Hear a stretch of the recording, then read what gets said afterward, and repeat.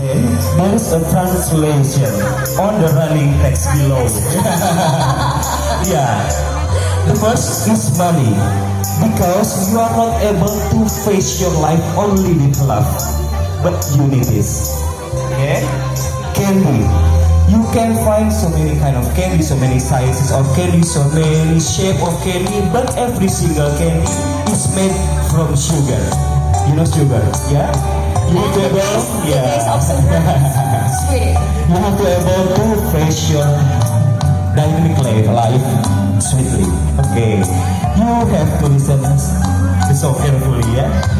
Oke, I hope you understand. Bapak Ibu, ada permen. Permen ini melambangkan pahit manisnya dalam kehidupan rumah tangga dan juga agar senantiasa menjaga harmonis di dalam rumah tangga.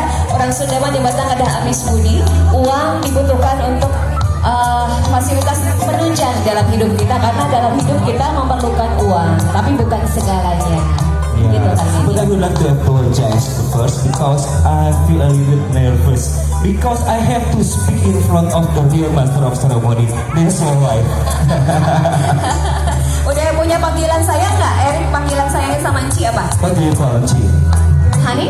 Baby? Oh sayang, so sweet. So sweet. Oh, Masya Allah. Mangga tuh dulu pada kawin sawer heula. Mangga.